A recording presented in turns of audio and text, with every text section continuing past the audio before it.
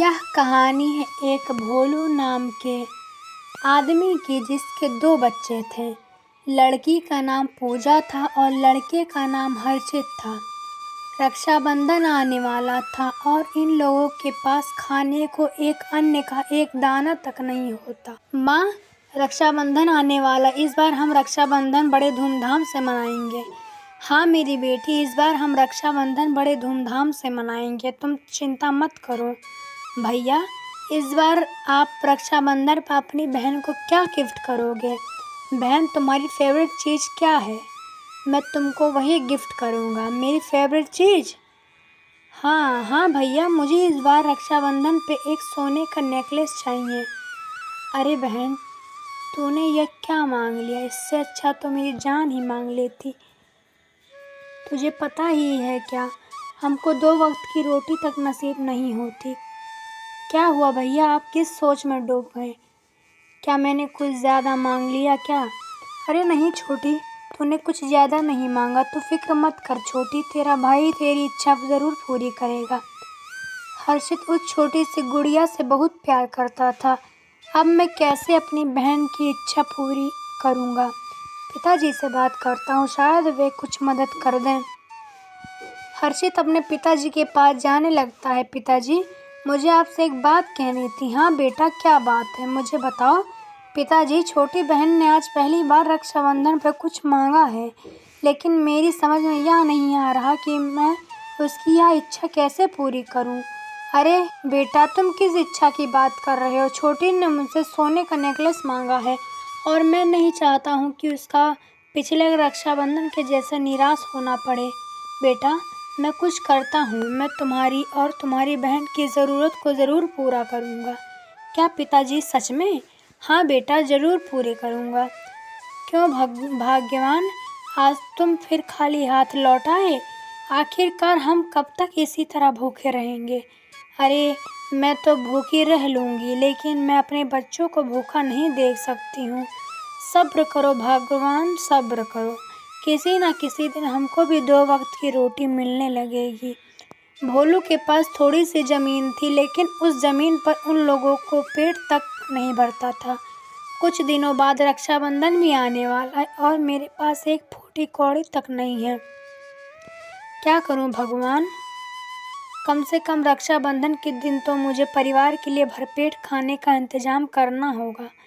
अगस्त का महीना लग जाता है और रक्षाबंधन के सिर्फ 8 दिन बचे होते हैं, लेकिन हर्षित को रक्षाबंधन पर उसकी बहन को नेकलेस देने की चिंता सता रही थी। हे भगवान, क्या करूं मैं? हम लोग इतने गरीब हैं कि रोटी तक नसीब नहीं हो रही और मैं अपनी बहन की ज़रूरत को कैसे पूरी करूंगा? इधर भोलू को अपने परिवार की चिंता सता रही थी। भोलू घर की जिम्मेदारियों से बंधा हुआ था।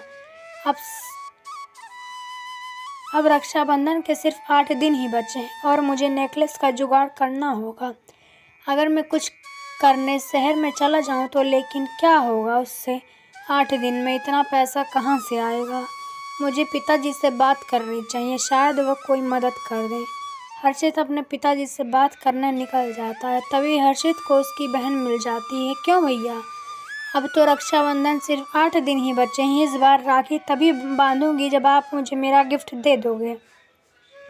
हाँ बहन, ज़रूर, तू चिंता मत कर। मैंने तेरे नेकलेस का इंतज़ाम कर लिया है। क्या? सच में भैया? हाँ मेरी प्यारी बहन, मैं तुझे उसी दिन दिखाऊंगा, देखकर तो बहुत खुश हो जाएगी।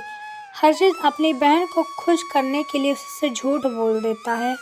भाग्यवान, अब तो रक्षाबंधन सिर्फ 8 दिन ही बचे हैं। अगर घर में राशन का एक दाना तक नहीं है। हाँ भाग्यवान, मुझे पता है, तुम चिंता मत करो, मैं कुछ जुगाड़ करता हूँ।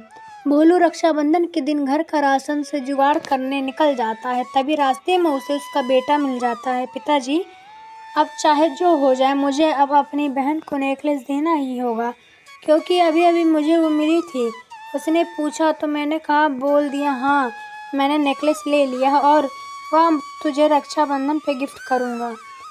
ठीक है बेटा, मैं कुछ करता हूँ, चिंता मत कर। पिताजी, आप इतना जल्दी कैसे करोगे इतने पैसे का बंदोबस्त? बेटा तो चिंता मत कर, मैं कुछ करूँगा। अब तू घर जा। हर्षित अपने पिताजी के कहे अनुसार घर की ओर आने लगता है। हे भगवान, मैं क्या करूं? गरीब होना एक गुनाह है।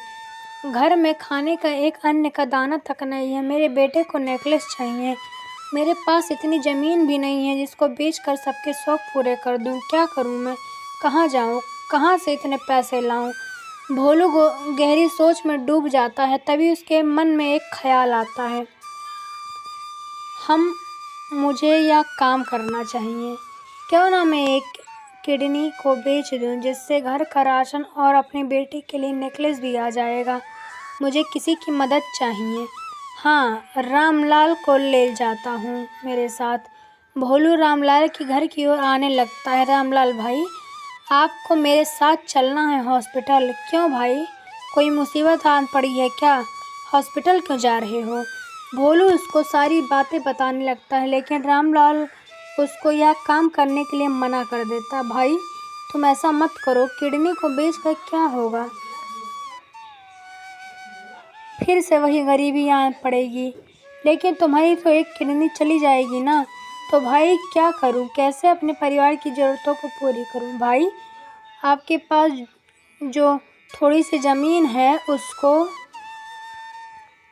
जमींदार जी को गिरवी रख देते हैं। रामलाल भाई, मेरे पास थोड़ी सी ही ज़मीन है। अगर वही गिरवी रख दिया तो मैं भिखारी बन जाऊंगा।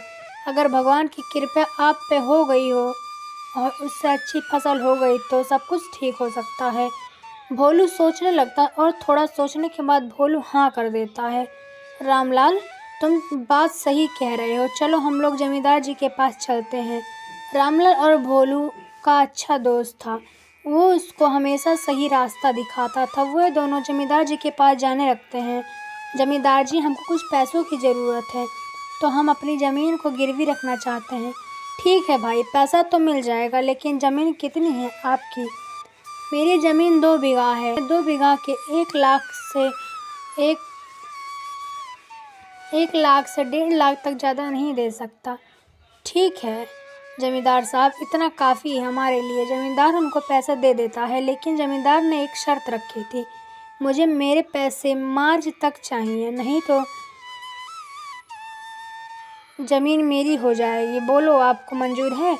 ठीक है जमींदार साहब। वो लोग पैसे लेकर घर की ओर आने लगते हैं। रामलाल भाई, अब आप घर जाओ, मैं बाज़ार जा रहा हूँ कुछ राशन का सामान लेने। ठीक है भोलू भाई, आराम से जाना। आपके पास बहुत पैसे हैं। ठीक है भाई, मैं आराम से ही जाऊँगा। भोलू बाज़ार की ओर जाने लगता है। तुम्हारे पास पैसे कहाँ से आए? अरे भाग्यवान, मैंने अपने दोस्त रामलाल से कुछ पैसे उधार लिए थे। भोलू उसकी पत्नी से झूठ बोल देता है। चलो ठीक, कम से कम रक्षाबंधन तो हम लोग को सुख से मना लेंगे। कुछ दिन गुजर जाते हैं और रक्षाबंधन आ जाता है। सारे गांव में खुशी का माहौल होता है। पिताजी, आज रक्षाबंधन है और मुझे छोटी के लिए नेकलेस देना है। अरे हाँ बेटा, ले आया हूँ, तुम यहीं रहो, मैं अभी लाता हूँ। भोलू नेकलेस ले आता है और हर्षित को दे देता है। पिताजी, आपके पास इतने पैसे कहाँ से आए? बेटा, मैं बताता तो नहीं चाहता, लेकिन क्या करूँ, बताना तो पड़ेगा ही। हमारी जो थोड़ी सी ज़मीन थी उसको मैंने ज़मींदार साहब के पास गिरवी रख दी है। पिताजी, अब हम लोग खाएंगे क्या? वही तो हमारा एकमात्र ज़िंदगी जीने का सहारा था। बेटा, तुम चिंता मत करो। ज़मींदार साहब ने हमको मार्च तक का समय दिया है। अगर हम लोग मार्च तक ज़मींदार साहब को सारा पैसा लौटा देंगे तो हमारी ज़मीन को वापस कर देंगे। चलो भैया, अब बैठ जाओ, मैं तुमको राखी बांध देती हूँ। ठीक है बहन। हर्षित अपनी बहन को राखी बंधवाने लगता है। भैया, मेरा गिफ्ट कहाँ है? रुको बहन, मैं भी लाता हूँ। हर्षित अपनी बहन को देने के लिए सोने का नेकलेस ले आता है और अपनी बहन को दे देता है। वाह भैया, कितना सुंदर है। अपनी बहन, मैं अभी पहन लेती हूँ। पूजा नेकलेस को पहन लेती है। भैया, मैं कैसी लग रही हूँ? एकदम परी की जैसी लग रही है मेरी नन्ही सी बहन। भाग्यवान, आपके पास इतना पैसा कहाँ से आया? बेटी के लिए सोने का हार और घर का राशन भी ले आए तुम। भाग्यवान, मुझे माफ़ करना, मैंने हमारी जो थोड़ी सी ज़मीन थी इसको जमींदार जी के पास गिरवी रख दिया है। तुमने बच्चों के शौक़ के पूरे करने के लिए ज़मीन को गिरवी रख दिया? हाँ भाग्यवान, अगर मार्च तक पैसे नहीं लौटाए तो सारी ज़मीन जमींदार की हो जाएगी। कुछ दिन गुजर जाते हैं। और भोलू की नई फसल पक कर तैयार हो जाती है। इस बार फसल तो बढ़िया हुई थी। हे भगवान, इस बार दे देना कि मेरा सारा कर्ज उतर जाए।